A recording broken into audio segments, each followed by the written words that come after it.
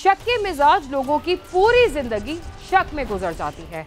वो नफ्सियाती तौर पर इतने कमजोर हो जाते हैं कि अपने आसपास रहने वालों के साथ उन लोगों को भी शक की नजर से देखने के आदी हो जाते हैं जो उन्हें कोई अच्छा मशवरा देते हैं या उनकी बेहतरी के लिए कोई काम करते हैं।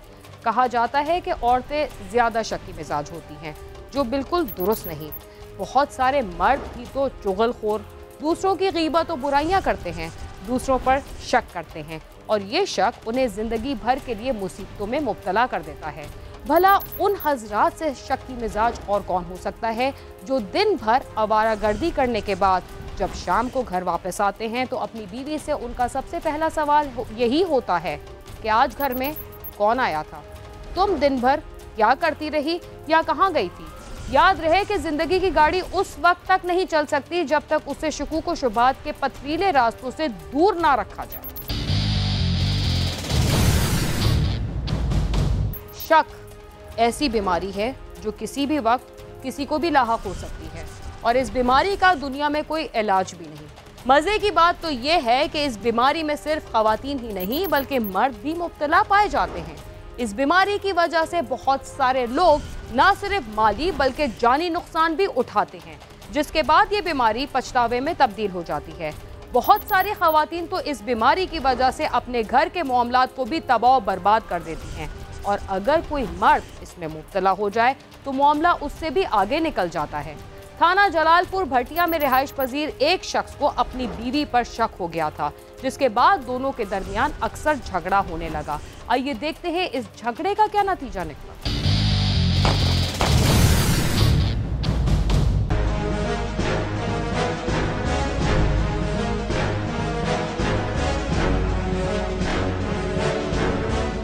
असद और किरण बतूल मियां वाली के रहने वाले थे। असद का खानदान कुछ अरसा कबल लाहौर मुंतकिल हो गया था और वहाँ वो सब्जी और फ्रूट मंडी में काम करते थे या उसके खानदान के कुछ लोग सरकारी नौकरियाँ करते थे। और ये बुनियादी तौर पे पीछे से एक गांव है मियां वाली का, वहाँ के रहने वाले काफ़ी अरसे से ये लाहौर में जाके शिफ्ट हो चुके थे। तकरीबन सारी फैमिली, कुछ इनमें वहाँ पे फ्रूट का काम करते हैं, कुछ सरकारी मुलाजमत भी करते हैं। तो ये काफ़ी अरसा पहले असद मुलज़म जो है इसका वालिद मियाँ वाली छोड़ कर लाहौर चला गया। उधर जाके ये फ्रूट का मेहनत मजदूरी, गरीब आदमी है, उधर फ्रूट की रेडी लगाने लग गए। बुनियादी तौर पे ये दोनों मियाँ बीवी, किरण बीबी और इसका जो खामन था असद, ये वहाँ बिचरा ज़िला मियाँ वाली के रहायशी थे। तो ये काफ़ी अरसा हो गया था, ये इधर शाहदरा लाहौर में शिफ्ट हो चुके थे। तो सैयद फैमिली से इनका तल्लुक़ था। दोनों आपस में करीबी रिश्तेदार भी थे। असद का अपने वालिदैन के साथ झगड़ा हो गया, जिस पर वो अपनी बीवी किरण बतूल को लेकर लाहौर से जलालपुर भटिया के इलाके में मुंतकिल हो गया। जलालपुर में मुंतकिल होने के बाद भी वो फ्रूट का काम करता रहा, मगर उसके हालात बेहतर न हुए। जो खामद इसका है, ये अपने वालिदैन के साथ लड़के कुछ 4 माह कबल तकरीबन इस कत्ल से यहाँ पे हमारे जो जलालपुर भटिया एक इलाका है वहाँ पे शिफ्ट हो गया था। यहाँ पे ये मेहनत मजदूरी का काम करता था और ये बाकी सारे इसके रिश्तेदार वहीं पे लाहौर में ही रहते थे। जो मकतूला है इसकी कोई 19-20 साल उम्र थी और इनकी शादी को भी 2-2.5 साल ही हुए थे। ये यहाँ पे पहले तो वहाँ पे कुछ फ्रूट का काम वगैरह करते थे और लेकिन यहाँ पे ये आके ये जो मेहनत मजदूरी और जो भी इसको कोई काम काज मिलता था, थोड़ा चूँकि अरसा हुआ था शिफ्ट हुए, तो कोई माली लिहाज से इतने मजबूत फैमिली भी नहीं है। अपने वालिदैन को छोड़कर जब इसने अपने हिस्से की रकम ले ली, इनको छोड़कर ये जलालपुर भटिया जिला अफजाबाद में ये खुद और इसकी बेगम किरण इधर आ गए। इधर इनको 4 माह तकरीबन 3.5-4 माह हो गए थे। इधर ये रह रहा था किराए के मकान में। कभी ये काम कर लेता था मेहनत मजदूरी, कभी ये नहीं करता था।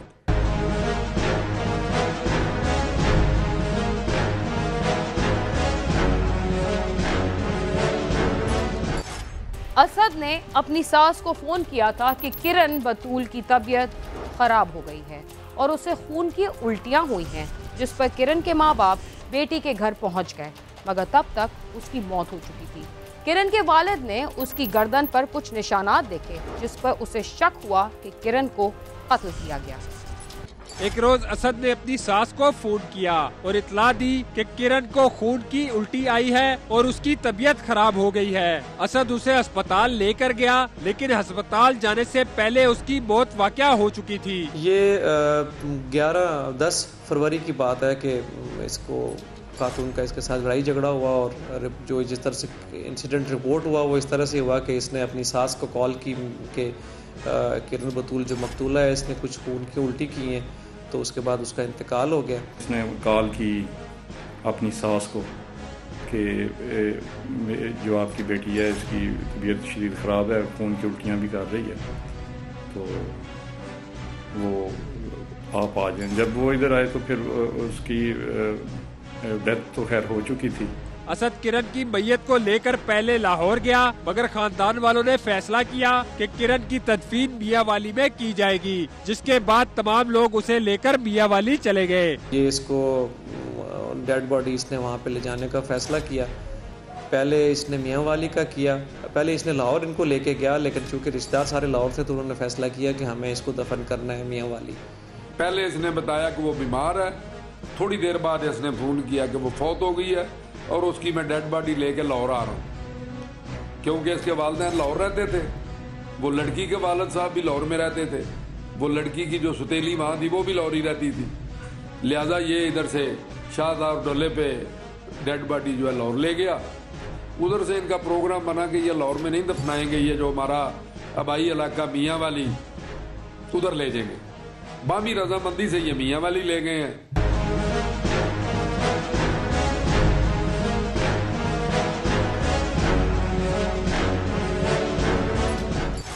कैसर ने किरण की मौत की इत्तला पुलिस को दे दी, जिस पर पुलिस असद के घर पहुंच गई। किरण के जिस्म पर तशद्दुद के ताज़ा निशानात मौजूद थे, जिसकी बिना पर पुलिस ने असद को गिरफ्तार कर लिया। जब किरण की तदफीन के लिए गुस्ल दिया जाने लगा तो गुस्ल देने वालों ने उसकी गर्दन और जिस्म पर तशद्दुद के निशान देखे और किरण के बाप कैसर को बताया कि इस पर तशद्दुद किया गया है, जिस पर कैसर ने जलालपुर भटिया पुलिस को इत्ला कर दी। 11 फरवरी को जब मियांवाली को ने गुस्ल देने के लिए उसके वर्सा ने जो वालदैन वाली साइड थी मकतूला की उन्होंने किया, तो उन्होंने उसके गर्दन पे निशान देखे, जिससे लगता ये था कि शायद इस पे कोई तशद्दुद हुआ या इसका गला दबा के इसको मारा गया।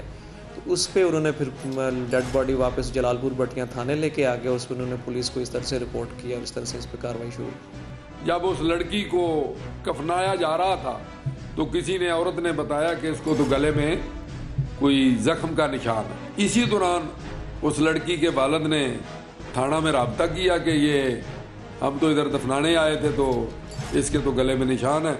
मीनवाइल वो उस डेड बॉडी को उधर थाना में ले आए। दौरान गुस्ल इनको पता चला कि इसकी गर्दन पे जो ना वो गला घोटने के निशानात पाए गए, तो निशान रगड़ जो था वो नुमाया था। वहाँ से इनको शक हुआ तो वो ये लेके नाश लेके थाना जलालपुर में आ गए। वहाँ पे मुकदमा इंदराज रजिस्टर हुआ। कैसर की इत्ला के बाद पुलिस ने मुकदमे का इंदराज कर लिया और किरण के शोहर असद को गिरफ्तार कर लिया। किरण का पोस्टमार्टम कराया गया और फिर बाकायदा तौर पर असद से तफ्तीश का आगाज किया गया। 11 तारीख को मर्डर का पर्चा दर्ज हो गया। कैसर अब्बास जो किरण बतूल मकतूल है उसके वालिद हैं, उन्होंने पर्चा करवाया जिनने उसमें इसके खामद के वालिद को, उसकी वालदा को और उसके भाई को उन्होंने नामजद किया और उन्होंने कहा कि जिन्होंने मिल के बाहम सलाह मशवरे से इसको कत्ल किया। पोस्टमार्टम करवाया गया। पोस्टमार्टम के बाद उसकी जो फॉरेंसिक रिपोर्ट्स आई उसको भी देखा गया।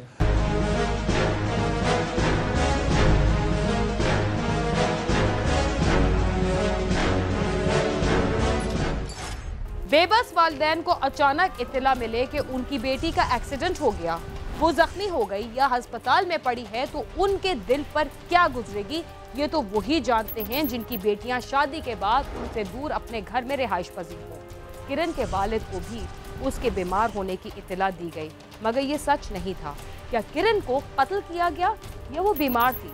हम इस बारे में भी आपको बताएंगे, मगर प्रोग्राम क्राइम सीन में वक्त हुआ एक मुख्तसर से वक्फे का, जिसके बाद हम दोबारा आपके साथ होंगे। तब तक आप सामा के साथ ही।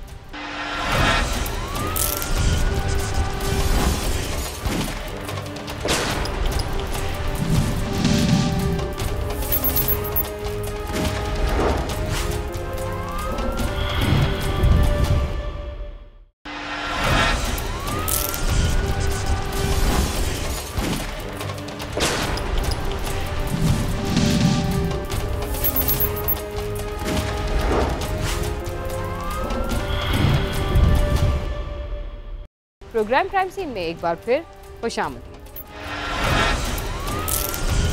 वक्फे से पहले आप देख रहे थे कि एक शादीशुदा शख्स ने अपने ससुराल में बीवी की बीमारी की इत्तला दी, मगर जब उसके वालिदैन उसके घर पहुंचे तो वो इंतकाल कर चुकी थी और उसके जिस्म पर तशद्दुद के निशानात भी मौजूद थे, जिसके बाद ये बात साबित हो गई कि वो बीमार नहीं थी बल्कि उसे कत्ल किया गया है। आइए देखते हैं कि कत्ल की इस वारदात में मुलव्विस मकतूला के शौहर ने पुलिस को इस सिलसिले में क्या बताया। असद से जब पुलिस ने तफ्तीश की तो उसने अपने जुर्म का इतराफ करते हुए बताया कि उसने किरण का गला दबाकर उसे कत्ल किया है। रिवायती तौर पर उसने किरण पर भी वही पुराना इल्जाम लगा दिया जो अक्सर खवातीन पर लगाया जाता है कि उसे किरण के किरदार पर शक था। 14 फरवरी को मुलजिम को अरेस्ट किया गया तो उसने तस्लीम कर लिया कि उसने इसको मर्डर किया। वजह अनाद उसने जो मोटिव है उसके पीछे यही बताया कि हमारा लड़ाई झगड़ा रहता था और वहाँ पे ये फ़ोन वाला भी उसने बात बताई और वहाँ पे शिफ्ट होने के लिए जिद कर रही थी, वो भी इसने बताया, तो इस पे उसने उनको मर्डर कर दिया। पुलिस की तफ्तीश में ये बात सामने आई कि किरण बतूल जलालपुर भटिया मुंतकिल होने को तैयार नहीं थी। वो चाहती थी कि या तो लाहौर में खानदान के साथ रहा जाए या मियांवाली में अपने गांव में रहा जाए, लेकिन असद वहां मुंतकिल होने को तैयार नहीं था। इसी बात पर दोनों में अक्सर झगड़ा होता रहता था। चूँकि ये लड़ाई झगड़ा करके वहाँ से शिफ्ट यहाँ पे हो गया था जलालपुर के इलाके में, जहाँ पे इनके ज़ाहिर रिश्तेदार नहीं है, कुछ थोड़े बहुत इनके दूर के रिश्तेदार किसी इलाके में, यहाँ पे इनके कोट सरवर के इलाके में रहते हैं, लेकिन यहाँ पे कोई रिश्तेदार नहीं है। तो जो इसकी बीवी है वो यहाँ पे रहने के लिए शायद तैयार भी नहीं थी। वो ज़िद करती थी कि या तो लाहौर वापस या अपना जो हमारा आबाई इलाका मियांवाली में हमें वहाँ पर शिफ्ट होना चाहिए। ये वहाँ पे शिफ्ट होने के लिए तैयार भी नहीं था और चूँकि इस पे जो लगता यही है कि शक भी करता था, तो इनसे लड़ाई झगड़ा इनका अक्सर रहता था। जिस दिन ये बेसिकली कत्ल हुई है उस दिन भी इनकी तूतकार हुई, लड़ाई झगड़ा हुआ।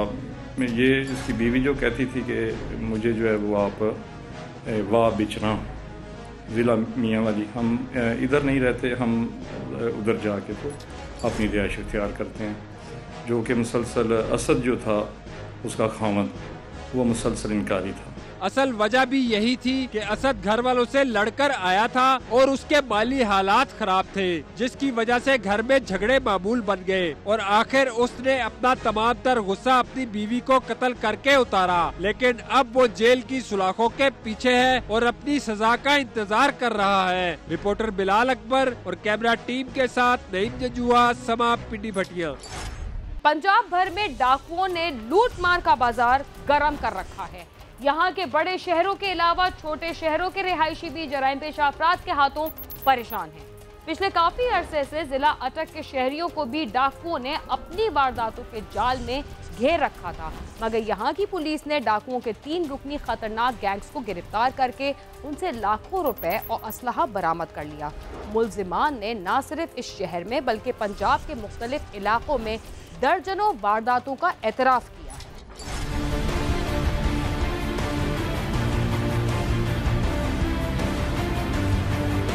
डकैतियों की वारदातों में मुलव्विस मुख्तलिफ डाकू अपनी मजबूरियों का रोना मुख्तलिफ अंदाज में रोते हैं, मगर थाना सिटी पुलिस अटक की हिरासत में मौजूद खतरनाक डाकुओं का ये गिरोह, जहां अपनी मजबूरियों का बहाना बनाकर पुलिस के सामने बेगुनाह होने की कोशिश कर रहा है, वहां ये भी पता चला कि इस गिरोह में शामिल अरकान जराइम की वारदातों में इतने मसरूफ रहे कि अपने घर तक न बना सके और बाल सफ़ेद होने के बावजूद अब तक कंवारे फिर रहे हैं। उन्होंने उम्र भर पंजाब के मुख्तलिफ अजला में लूट मार की और पुलिस से मार भी खाई, लेकिन उन्हें फिर भी समझ न आई और जेल से निकलते ही नई वारदात के लिए हाजी शाह रोड पर नाका लगा लिया, मगर गिरफ्तार होने के बाद हवालात पहुंच गए और पूछने पर कहने लगे 2007 में वारदात कर रहे हैं जी, तो तकरीबन तो 3 दफ़ा जेल भी जा चुके हैं जी, तो हूँ ही निकले हैं जेल चूँ इस वारदात पकड़ा गया, तो तकरीबन 25 वारदात मतलब बस मंडी काम करना बस बड़ा तरीके आड़ती का काम करना सा, समान उतारने से चढ़ाने सा 1500-2000 रुपया मिल जाता सी। बस सर जुबे तो शराब तो आदत पई सी सर। इंशाल्लाह हूँ तौबा है साड़ी, ठीक है, इंशाल्लाह अल्लाह के हुक्म नाल शाह साहब ने सजाद साहब ने इन्होंने बड़े अच्छे तरीके नाल समझाया कि इंसान बन जाओ, कल मारे जाओगे, कुत्ते की मौत मर जाओगे। तो मैं इन्होंने वारदात दी तो मैं तकरीबन सर कोई रिश्ता भी नहीं दिंदा, इस करके ना कोई सर शादी हुई और तौबा है साड़ी, अल्लाह पाक इस बुरे काम को बचावे। और वारदात मजबूरी ये सी कि घर बनाना सी, शादी करनी सी, मदर शाह साहब ने भी किया है कि भाई शादी इसमें मैं देरी करा देता हूँ। कामयाब कार्रवाई के बाद DPO अटक का कहना था कि मुल्जिमान का तरीका वारदात इंतहाई खतरनाक था। ये एरिया ऑफ ऑपरेशन इनका काफ़ी अरसे से था। ये पहले जेल में भी रहकर आज आए हुए हैं और फिर निकल के इन्होंने फिर से वही काम शुरू किया हुआ था। इनको इतला मिली कि जी के कुछ डाकू एक जगह पे इकट्ठे होकर प्लानिंग कर रहे हैं वारदात की। ये वहाँ पे जब पहुँचे तो इन्होंने वहाँ पे इस गैंग को पकड़ा जिसका सरगना उमर शहजाद है। इस गैंग से के बाद की तफ्तीश जो है वो फिर हमने टीम बनाई DSP सदर के निगरानी में, और उसको मैं खुद भी चेक करता रहा कि ये क्या क्या कुछ इन्होंने वारदातें की हैं। तो हमें पता ये चला कि ये बड़ा ही नोटोरियस गैंग था। इसने इलाके में बहुत ज़्यादा दहशत फैलाई हुई थी। इन्होंने इलाके में दहशत फैला रखी थी और इससे कबल जेल भी रह चुके थे, मगर रिहाई के बाद दोबारा वारदातें करने लगे। मुल्जिमान से 13.5 लाख रुपए और असलिया भी बरामद हुआ। इनसे हमारी कोई 7 वारदातों में तकरीबन 13.5 लाख रिकवरी हुई है। इसके अलावा असला भी रिकवर हुआ है जिसमें क्लाशनकोफ और राइफल और पिस्टल भी है, और एक मोटरसाइकिल भी इन्होंने रिकवर किया, 2 मोटरसाइकिल। ये बड़े हार्डन किस्म के क्रिमिनल्स थे और बड़े डेस्परेट किस्म के क्रिमिनल्स थे, और उन्होंने यहाँ पे काफ़ी लोगों में खौफ राज फैलाया हुआ था। कमारे डाकुओं ने शायद ये समझ लिया था कि अब वो पुलिस की पहुंच से दूर हैं, मगर उन्हें मालूम नहीं था कि मुल्जिम कमारे हों या शादीशुदा, पुलिस उनके साथ कोई भी रियायत नहीं करती। सैयद फारूक हसन बुखारी, समा, अटक।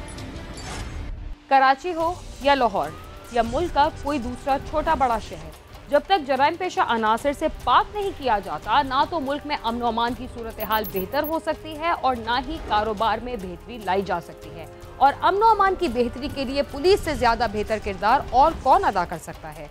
इसके साथ ही क्राइम सीन अपने अख्तिताम को पहुंचता है। अगर आप हमसे रब्ता करना चाहते हैं तो हमारा पता है cs@sama.tv। इसके अलावा आप YouTube, Facebook और Twitter पर भी हमसे रब्ता कर सकते हैं और हमारा प्रोग्राम भी देख सकते हैं। हीना खान और क्राइम सीन की टीम को इजाज़त दीजिए और देखते रहिए समा।